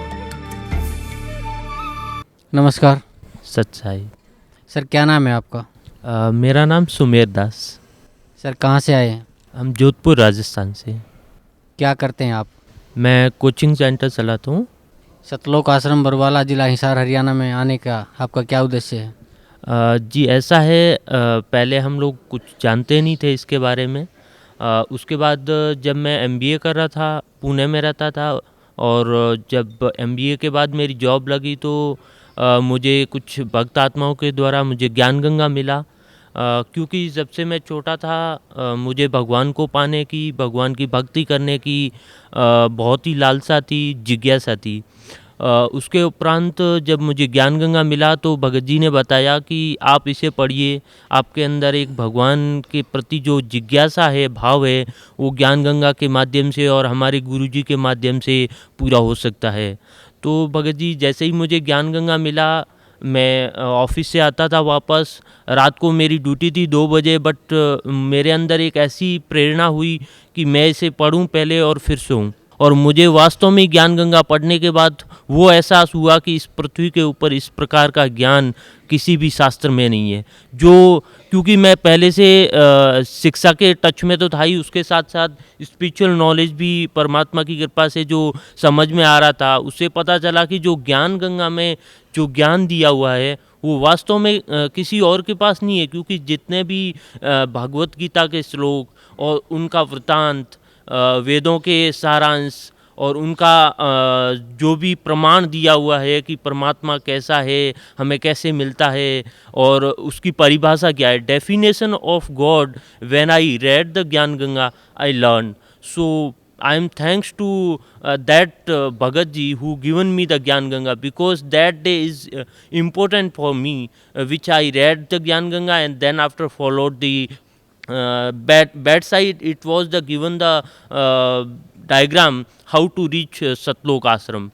According to that, only 3 days I read the Gyan Ganga and I booked the ticket from the Pune railway station, and I came from Pune to Satlok ashram single person because of taking the name devotee from the Satguru Rampal Ji Maharaj. This is my thought, and that day is my born day in the life. Sir, what is the definition of the God? देखिए, earlier we didn't know that what is the definition of the God, because जिन गुरुओं के पास में जाता था, जिन आध्यात्मिक संतों के पास में जाता था, वहाँ पे मुझे उस समय तो ऐसा लगता था कि चलो ठीक है, अपने पास कोई ऑप्शन नहीं है, तो गुरु भी चेंज कर दिए। हम अलग अलग संतों की सत्संग भी सुनते थे, जैसे मैं आसाराम जी बापू के सत्संग में जाता था, कृपालू जी महाराज उनकी शिष्या रासेश्वरी देवी उनके सत्संग में जाता था। मैं उनसे पूछता भी था कि मुझे परमात्मा प्राप्त करने की जिज्ञासा है, तो वो ही ओम किलियम कृष्ण का मंत्र दे के, ओम नमो भगवते वासुदेव का मंत्र दे के बोलते थे कि बेटा इसे जाप करो, और जितना जाप करोगे उतना जल्दी भगवान प्राप्त होगा। बट मैं 3 या 4 साल से था, तब से भक्ति कर रहा था, मुझे कभी भी परमात्मा का ऐसा दृष्टांत या दर्शन नहीं हुआ। बट वास्तव में जब मुझे यहाँ से नाम मिला और उसकी भक्ति मैंने थोड़े दिन करने के बाद में ही मुझे एकदम परमात्मा के दृष्टांत होने लगे। तो definition of the god is say that who live in a human body, who is like a human, like me, like we. So he live in a Satlok that achieve is a format which is not in the any शास्त्र और any Veda, but वेद कहते हैं कि परमात्मा साकार है, मनुष्य दृश्य है, और वो तत्वदर्शी संत के द्वारा ही प्राप्त किया जा सकता है। गीता जी में भी ऐसे ही बताया है कि अगर तू परम शांति शाश्वत स्थान को प्राप्त करना चाहता है तो बेटा उस तत्वदर्शी संत को खोज ले और उनकी शरण में जा, जिससे तू प्राप्त कर सकता है। वो तत्वदर्शी संत मुझे ज्ञान गंगा मिलने के बाद ही जगत गुरु तत्वदर्शी संत रामपाल जी महाराज मिले, और आज मेरा वो उद्देश्य, वो लाइफ का एम मुझे मिल गया है, क्योंकि परमात्मा की शरण में आने के बाद कोई भी उद्देश्य पीछे नहीं रहता है। जो भक्ति आपके गुरुजी संत रामपाल जी महाराज आपको दी है, क्या आप उस भक्ति से संतुष्ट हैं? Of course, I am 100% satisfied and completely satisfied because ज्ञान गंगा जब मैंने पढ़ा उसमें ऐसा लिखा हुआ था कि साधो भाई वही गुरु मन भावे, आँखन मूंदे कानन रूदे और सार नाम दरडावे। और जब मैंने मेरे गुरु पहले वाले जो गुरु थे उनके पास जाके मैंने पूछा कि क्या होता है सतनाम और सारनाम, तो बोले वही है बेटा जो हमने दे दिया है, ओम नमो भगवते वासुदेव किलियम कृष्ण दे दिया, वही आपका सार नाम, सतनाम, आदि नाम, अमर नाम वही है। मैंने कहा नहीं, ये बिल्कुल नहीं है। गीता जी में ओम तत्सत लिखा है, उसके द्वारा ही सतनाम और सारनाम बनता है। आपके पास है क्या? कि नहीं, हमारे पास नहीं है। तो जिस प्रकार से हमें जो भक्ति यहाँ पे मिली है, उस भक्ति से हमें अभी पता चल रहा है कि जिन गुरुओं के पास हम जाते थे वो कान और आँख तो जरूर रूदते थे, बट उनके पास सारनाम और सतनाम नहीं है, क्योंकि उनके पास वास्तविक भक्ति थी ही नहीं। और जब मेरे यहाँ आया और परमात्मा का ज्ञान मिला, तत्व ज्ञान मिला, और आज हम लोग एजुकेटेड है, पूरा भारत, पूरा world are educated, so they can learn by himself to know the shastra. So यहाँ आने के बाद मुझे पता चला कि जगत गुरु तत्वदर्शी संत रामपाल जी महाराज जी इस 21 ब्रह्मांड में ऐसे एक संत अवतार में आए हैं, कबीर साहिब जी के अवतार में आए हैं, जो न तो आँख रूदते हैं न कान रूदते हैं, ओनली सार नाम और सतनाम दरटाते हैं, जिससे मोक्ष प्राप्त कर लेता है प्राणी, और मोक्ष प्राप्त करने के बाद सदा के लिए सुखी हो जाता है और सतलोक में जाता है, जिसकी आज के समय में, आज के युग में ज़रूरत है। क्योंकि आज के टाइम में ही सबसे ज़्यादा प्राणी दुखी है। जैसे आप मेरा एग्जांपल लीजिए, जब मेरी एजुकेशन कंप्लीट हो गई तो मुझे ऐसा लग रहा था कि जॉब नहीं मिल रहा है, युवा लोग फ्रस्ट्रेट हो जाते हैं लाइफ में, इवन सुसाइड करने को तैयार हो जाते हैं क्योंकि उन्होंने अपनी मर्यादाएं बढ़ा दी। उनके ऊपर एक समाज में दिखावे का प्रेशर है कि हम लोग अच्छे दिखें, हमारी सैलरी अच्छी हो, हम लोग गाड़ी ले, बंगला ले। उनकी लाइफ में objective is only to earn the money. They don't know after the money and more than money, because समाज में लोगों को सिखाया गया ऐसा ही है कि हम लोग पैसा कमाएं और शान शौकत से रहें। आध्यात्मिक spiritual knowledge in the society now days is 0%. So now is my objective is not only to earn the money, but now is everything is God. Earlier it was everything is money, but now everything is God. Because हम उस भगवान से परिचित हो गए हैं और हमें ये ज्ञान हो गया है कि यहाँ पे तो अपने को एक ड्यूटी निभानी है और ड्यूटी के अकॉर्डिंग अगर अपन रहेंगे, यहाँ पे सारे कर्तव्य करेंगे तो अपन भगवान को प्राप्त कर सकते हैं। और आपको मैं ये भी बताना चाहूँगा, आप न्यूज़ से रिलेटेड हैं, कि जब मैं संतों के पास गया, यहाँ से मुझे ज्ञान हुआ, तो मैंने उनको पूछा कि आप हमें जो पहले भक्ति बताते थे उसमें आप मुझे ये बताएंगे कि 18 गीता जी के 18वां अध्याय के 62वें श्लोक में भगवान कृष्ण किसकी शरण में जाने को बोल रहा है, कि वो हमने तेरे को बता दिया ना कि वो हमारी कृष्ण भगवान की शरण में आने को बोल रहा है। मैंने कहा कि गुरु जी, आप महात्मा जी, आप मुझे एक बात बताइए कि मैं आपके पास खड़ा हूँ और आपसे मुझे भक्ति करनी है, तो आप यही बोलेंगे कि आप मेरी शरण में आ जा, या आप ये बोले थे किसी और की शरण में जा? वहाँ पे लिखा हुआ है व्रज, यानी तू अगर अर्जुन तू परम शांति और शाश्वत स्थान को प्राप्त करना चाहता है तो उस तत्वदर्शी संतों की शरण में जा, उस परम शक्ति की शरण में जा। और आप बोल रहे हो कि कृष्ण भगवान की शरण में आने को बोला है कि जा तू जा, जहाँ तेरे को मोक्ष मिलता है वहाँ जा। मैंने कहा ये हुई है राइट डेफिनेशन व्रज की, कि जा। इसके लिए अर्जुन को भी कृष्ण भगवान ने यही बोला कि तू जा उनकी शरण में, जिससे तू परम शांति को प्राप्त कर सकता है। यहाँ पे किसी भी प्रकार की शांति नहीं मिलेगी, क्योंकि ये कृष्ण भगवान नहीं बोल रहे हैं गीता जी का ज्ञान, ये ब्रह्म के द्वारा, निरंजन के द्वारा, जिसको काल कहते हैं, उनके द्वारा ज्ञान बोला हुआ है। ये सारा जो अज्ञान है, ये सारा ज्ञान पहले जो हम जिस गुरुओं के पास जाते थे, मेरी उम्र आज 28 साल है, बट फिर भी मैंने 5-6 गुरु चेंज कर रखे, क्योंकि अंदर एक परमात्मा को पाने की इच्छा, और कहीं पे भी जाओ शांति मिलती नहीं है, दूनी प्रॉब्लम हो जाती है। We get lots of problem and we change the guru, but never getting any realization, release from anybody who is related to the spiritual knowledge. So यहाँ जगत गुरु रामपाल जी महाराज के शरणों में आने के बाद घर में शांति हो गई। जो भी प्रॉब्लम थी, फिजिकल प्रॉब्लम थी, मेरे कानों के अंदर ऑपरेशन करवाने के बाद में भी मैं किसी प्रकार से अपने आप को रिलीफ नहीं कर पा रहा था। आज परमात्मा की कृपा से एकदम ठीक है, किसी भी प्रकार का ट्रीटमेंट नहीं लिया। और इवन मेरा जो करियर का प्रॉब्लम है, एम्प्लॉयमेंट प्रॉब्लम है, आज मैं युवा पीढ़ी को विशेष संदेश देना चाहता हूँ कि वो भटक जाते हैं, उनके उद्देश्य से वो भटक जाते हैं। उनका जो लाइफ जीने का तरीका है वो अलग हो जाता है। वो स्मोकिंग, ड्रिंकिंग सेक्टर में जाने की वजह से लाइफ में बहुत सारे टेंशन ले लेते हैं।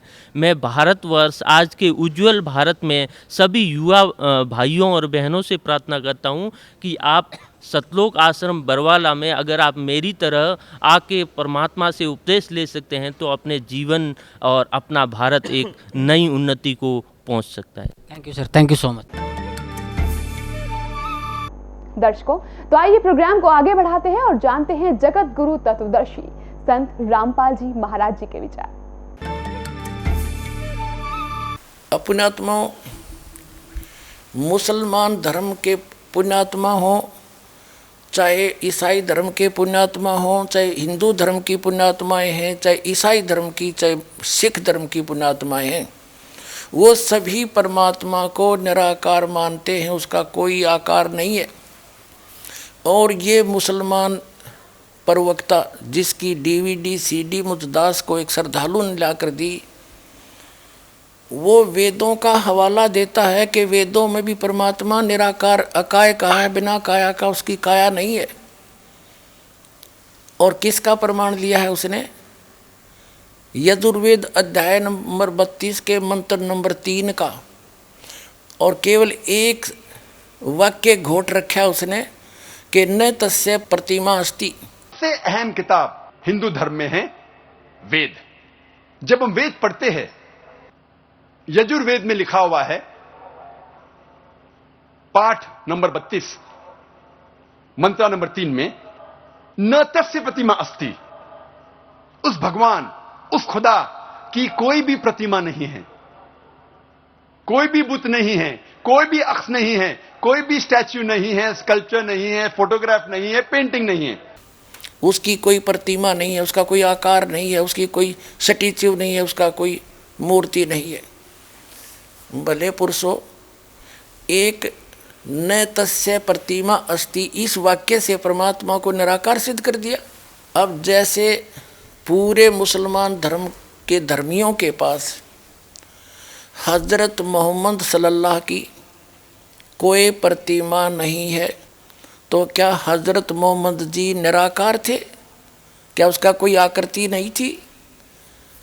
केवल ये लिख देने से कि न तस्य प्रतिमा अस्ति, तो वो ये सिद्ध नहीं होता कि वो निराकार है। अब आपको सिद्ध करते हैं कि परमात्मा कैसा है। एक शेख फरीद नाम के मुसलमान थे, और उन्होंने एक घर छोड़ दिया बचपन में परमात्मा पाने के लिए। एक फक्कड़ फकीर थे, और वहाँ वो उनके आश्रम में रहने लगे। और वो फकीर इतना सिद्ध था, वहाँ प्रसिद्ध था कि उसके पास सिद्धियाँ बहुत हैं। एक समय शेख फरीद नाम के जो मुसलमान थे भक्त, वहाँ क्या था कि आश्रम के अंदर 10-12 भक्त रहते थे उस संत के शिष्य। तो उन्होंने आपस में एक एक दिन बांट रखा था। वो आश्रम का जो संत था वो हुक्का पिया करता। मुसलमानों में वैसे वो मांस नहीं खाता था, हुक्का पीता था। तो हुक्का खाना खाने के बाद उसका शाम को या दोपहर को जब भी खाता था, हुक्का कंपलसरी होता था। तो उन्होंने सब ने अपना काम बांट रखा था। और शेख फरीद तो घर छोड़ कर निकला ही नहीं था। मैंने अल्लाह चाहिए, भगवान चाहिए। और उसमें ज्ञान में बता ही दिया जाता है भाई गुरु की सेवा करे, गुरु को पूरी श्रद्धा के साथ व्यवहार रखे, गुरु शिष्य में ऐसा लगाव बन जाए, आपस में इतना प्यार बने दोनों का, मन में दोष ना रहे, तब भगवान मिलता है। तो उन्होंने इस दृष्टिकोण से कि गुरु नाराज नहीं होना चाहिए। गुरु रूठ गया, कहते हैं कबीर हरि के रूठते गुरु की शरण में जा, और कह कबीर गुरु रूठ गया तो हर ना करे साय। तो इस दृष्टिकोण से शेख फरीद ने चाहा कि परमात्मा, गुरु जी नाराज नहीं होने चाहिए। भगवान, गुरु जी रुष्ट हो गए तो भगवान रुष्ट हो गया, फिर मेरा इस जीवन का बनेगा क्या, इस शरीर का जो उद्देश्य मैं लेकर आया हूँ और वही मेरा रह गया, उसमें बाधा बन गई, तो मुझे ऐसा कोई काम नहीं करना मैंने। तो इस दृष्टिकोण से वो सच्चे दिल से गुरु जी की सेवा करता था। आत्मा से पता लग जाता है ये बालक कैसे सेवा कर रहा है, ऐसी बात नहीं। तो वो इस कारण से उसे बहुत खुश था। और आश्रम में रहने वाले दूसरे कुछ कमचोर से थे, वह गफलत कर देते थे। तो उनके मन में ये आ गया कि गुरु जी शेख इस फरीद के साथ ज़्यादा लगाव रखते हैं, और किसी तरह इस गुरु जी की नज़रों से इस शेख फरीद ने गिरावा।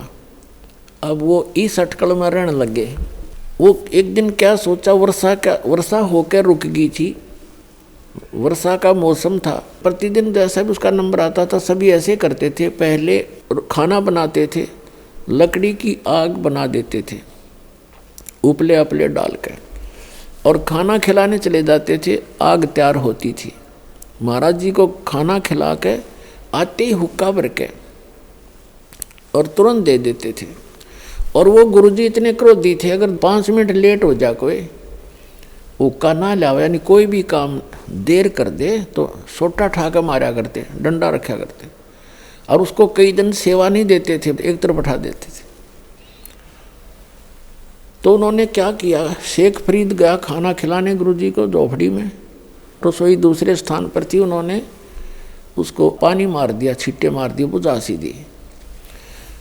अब शेखप्रीत तो अपने हिसाब से आया था कि 2 मिनट लाऊंगा भर के चलम दे दूंगा। अब वो आके देखा तो आग नहीं, उन्हें सोची भाई मौसम खराब है, ना सक गया उसका कि किसी और ने गड़बड़ कर रखी है, और आग तो बुझ गई। वो उठा कर चलम, और थोड़ी सी दूरी पर गांव था, वहाँ धुआं उठ रहा था। कोई बहन बेटी माई अपना चूल्हा जलाने की चेष्टा कर रही थी। वो दौड़ा दौड़ा गया तो वहाँ क्या कर रही थी वो माई, क्योंकि मौसम का वर्षा का था, लकड़ी जलाव थी, कभी बुझ जाव थी, फूक मार थी, आँखों में धुएं से आँखें पानी गिर रहा था। तो शेखप्रीत दौड़ा दौड़ा गया, युवा लड़का था 20-22 वर्ष का, और कहने लगा माई आग नहीं दे दे, माई आग डाल दे, थोड़ी आग दे दे मुझे। और माई हो रही थी दुखी धुएं में, वो नु बोली देख के, नु बोली आग नहीं ना मिलती, आँख फुटवानी पड़े आगे के लिए। तो उसने चिमटा देगा आँख में, उस संत ने, शेखप्रीत ने अपनी आँख निकाल के दे दी। अगले माई आँख ले फोड़ दी मैंने, अरीब तो आग दे दे। वह माई डर गई, अगतन तक कही थी स्वाभाविक, संत ने तो साची कर दी। और इसका गुरुजी तो बड़ा पहुँचा हुआ संत है, तेरी कदे सारा काम ना बिगाड़ दे। उसने सारी आग निकाल दी चूल्हे में, तो अकेले ले महाराज जी वह दरकस सारे आग ने भरकर तो चल पड़ा, भाग्या गया फिर फटाफट। अब उस संत ने एक आवाज़ लगाई, जब वो 2-3 किले दूर था, पहली आवाज़ लगाई, रस फरीद कहाँ मर गया तू?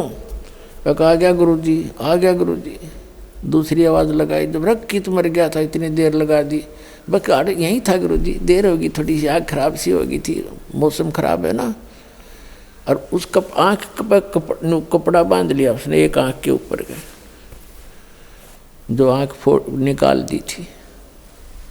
अंधेरे का मौसम था, गुरुजी ने कहा के लाग गया क्या? कुछ दया आपकी महाराज, के लागे था आपके रहते, और रोका भर दिया।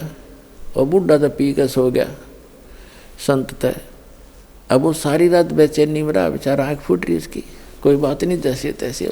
उसका उद्देश्य ये था कि गुरुजी नाराज ना होना चाहिए, आँख ने के गाड़ूंगा, जब मालिक रूस गया था। अब कहते हैं देखो कितना सेक्रीफाइस भी कर रहा था, और कित कर रहा था वो महापुरुष, किसके सामने, वहाँ कुछ था ही नहीं। अब उस माई ने नींद आई नहीं सारी रात, क्योंकि रात होगी मैं जाऊँगी तो महात्मा धमका देगा, तो रात ना आई कैसे यहाँ पर, और शराब दे देगा। तो सुबह वक़्त से उठ दिन निकलते ही पहुँच गई, और कहे महाराज जी मेरे से गलती होगी, माफ़ कर दो। महाराज जी उठा, कहने लगा क्या बात है माई, क्या बात है? कि आपके बच्चे ला गया था, और मैं धुएं में दुखी हो रही थी, वर्षा का मौसम था, लकड़ी गिल्ली थी, मैंने खूब कोशिश कर रखी थी आग बनाने की, आपका चिल्ला गया। मैंने तो मजाक कर रहा था महाराज जी। उसने आँखें काट के धर दी, बर्तन के कापड़ पर धर के लेगी उसने, ढक्कन पे, मटके के ढक्कन है ना, कापड़ बोले उसने, ये आँख काट के धर दिया, आपके बच्चे ने, मेरी गलती कती नहीं। उसने सोची ये कदे शराप ना दे दे। तब उसने बुला कर, शेख इधर आ भाई फरीद। कहाँ जी, क्या हो गया, क्या बात होगी? कुछ न मालिक, जो शरीर आपका, आँख की क्या बात थी दाता, आप नाराज नहीं होने चाहिए, इस माटी का बनेगा क्या? तब ने बोला बेटा यू खोल रुमाल। उन्होंने रुमाल खोला, आँख पूरी होगी शेखप्रीत की, उनके गुरुजी की सिद्धित है। पुण्यात्माओं, इतनी सिद्धि युक्त प्राणी संत, आसपास उसका खूब बोलबाला हो गया इस बात से। माई ने जब आँखें देखी, सारी कहानी बताई, सारे गांव में चर्चा होगी, और तरह वे ऐसा महापुरुष नहीं देखा। अपने चेले की आँख भी ठीक कर दी, स्वस्थ हो गया। लेकिन वो आँख थोड़ी छोटी बन गई, ये प्रमाण देने के लिए कोई संत ने इसको ठीक कर दिया। अपने आत्माओं, इसका रिजल्ट देखना क्या है। इस कथा जो दास सुनाने जा रहे हैं आपको, सारे भ्रम मिट जाएंगे आपके। अब कुछ दिनों के बाद क्या होता है, संत जी की मृत्यु होगी, उस फकीर की, आश्रम वाले की। और वो चेले इस सब अच्छे चिंतित थे, शेखप्रीत से महात्मा ज़्यादा प्यार करते हैं, कहीं इसको प्रधान ना बना जाए आश्रम का। लेकिन साधु संत भक्ति के लिए निकलते हैं, इन आश्रमों के लिए नहीं।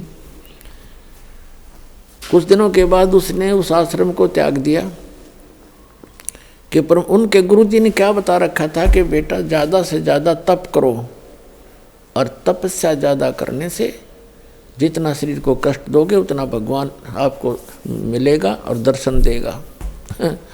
अब देखो कमाल की बात है, सबके साथ ऐसे कर रखा काल ने। आप किसी हिंदू यानी सनातन धर्म के व्यक्ति ने पूछ कर देख लो भगवान कैसा है, कहते निराकार है। और किसी ईसाई को पूछ कर देख लो कैसा है गॉड इज फॉर्मलेस, भगवान निराकार है। किसी मुसलमान भक्त ने पूछ लो वो कहेगा भगवान बेचून है, निराकार है। और तो क्या हुआ, शेख फरीद ने सोचा गुरु जी का आदेश है, वे जितना गणा तप करेंगे भगवान मिलेगा। तो उन्होंने कहते हैं 12 वर्ष में 1.25 मन यानी 50 किलो अन्न खाया। 12 वर्ष, 1 वर्ष में 365 दिन और 12 वर्ष 12 से गुणा कर लो और एक दिन की एवरेज निकाल कर देख लो 50 किलो कितने दानों का आटा इससे आता है। 10 ग्राम नहीं आओ एक दिन में, इतना आहार कर किया उसने कुल 12 वर्ष में। और तपस्या करी, शरीर कति सूख का कांटा हो गया, अस्थि पिंजर शेष रह गया। और कुएं में लटका करते थे और कष्ट देने के लिए ऊपर पैर बांध लेते थे, वृक्ष के टहनी कर नीचे कुआं था, उस वृक्ष के रस्सा बांध कर नीचे चले जाते थे, क्योंकि बाहर कौवे आँख निकाल लेते हैं। और बाहर आते थे, थोड़ा बहुत आहार करते थे, फिर लटक जाते थे। एक दिन कौवे वो आकर लेट गया, ज़्यादा थके हुए थे ऐसे, और कौवे ने सोचा आदमी मर गया, आकर बैठ गया, उसके सारे शरीर पर घूमे फिरे, उसमें कितना मांस दिखा नहीं, अस्थि पिंजर कति शेष खाल में लिपटा हुआ। माथे भागा बैठ गए कि आँख खाएंगे ये, इनमें कुछ है मांस थोड़ा सा। तब शेख फरीद ने कहा कि भाई कौव्यो, मेरी आँख ना खाइयो, मेरे शरीर पर कहीं मांस हो तुम वैसे खा लो, मेरी आँख छोड़ दो, मुझे परमात्मा के दर्शन करने हैं। आँख खराब कर दोगे तो मैं भगवान के दर्शन नहीं कर पाऊँगा। तो जब बोला तो कौवे उठ गए कि तो जीव है, जीवित है व्यक्ति। अब उसने ये सोचा कि भी अगर बाहर रहूँगा तो कौवे ख़त्म करेंगे मेरे को, आंखें भी ख़त्म कर देंगे, फिर मैं कति कंडम हो जाऊँगा, भगवान मिले नहीं और शरीर अंत होने को हो गया। वो इस दृष्टिकोण से फिर दोबारा धीरे धीरे पैर बांधे रखे थे, सहज लटक गया कि अब तो मर के निकलूँगा इसके अंदर से, या तो भगवान मिल जाएगा ना ख़त्म। अब वो परमात्मा आके खड़े हो गए उस कुएं के ऊपर और रस